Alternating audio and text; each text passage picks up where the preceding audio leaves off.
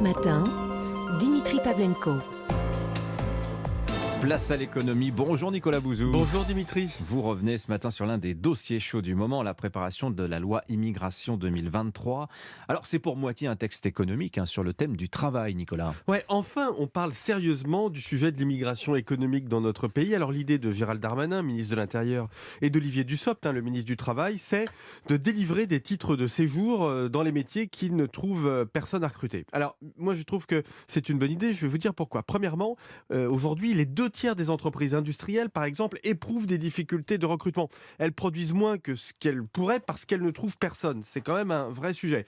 Deuxièmement, les études ont tendance à montrer que les étrangers et les Français n'occupent pas le même type d'emploi. Je vais le dire très brutalement. Les immigrés occupent souvent des emplois difficiles, très tôt le matin, par exemple, que les Français ne veulent pas. L'immigration économique, elle ne se fait donc pas au détriment des emplois français. Le Conseil d'analyse économique avait bien montré l'an dernier que l'immigration en France, elle était sous-qualifiée par rapport à d'autres pays.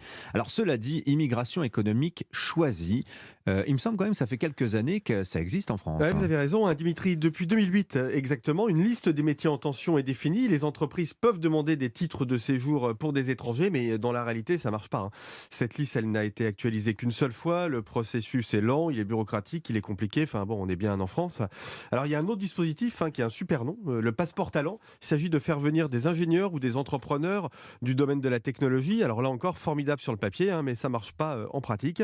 Bon, résultat, les titres de séjour pour motif économique, Dimitri, c'est moins de la moitié des titres pour regroupement familial, par exemple. Et le passeport talent, il est quasiment pas utilisé. Vous ne pensez pas, Nicolas, que cette politique d'immigration choisie, ça va se heurter à l'opinion publique qui, forcément, va se dire appel d'air pour l'immigration en général et notamment le regroupement familial? Ouais, écoutez, notre politique d'immigration, elle est globalement mauvaise en France. Vous citiez le rapport du Conseil d'analyse économique qui montrait en effet que l'immigration est peu qualifiée. Près de 40% des immigrés, ce sont des chiffres de 2020, avaient un niveau scolaire inférieur ou égal au brevet des collèges. Le taux de chômage des immigrés non européens, c'est 3 fois le taux de chômage des natifs.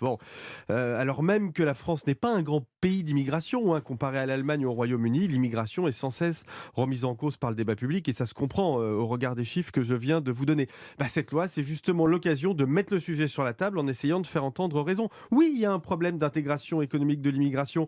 On exporte des bac+5 et on importe parfois des demandeurs d'emploi. Mais justement, essayons de mettre en place une vraie immigration choisie, une vraie immigration économique. Ça se fera dans l'intérêt commun des Français et des immigrés. Merci beaucoup, Nicolas Bouzou. Il est 7h23. Europe Matin.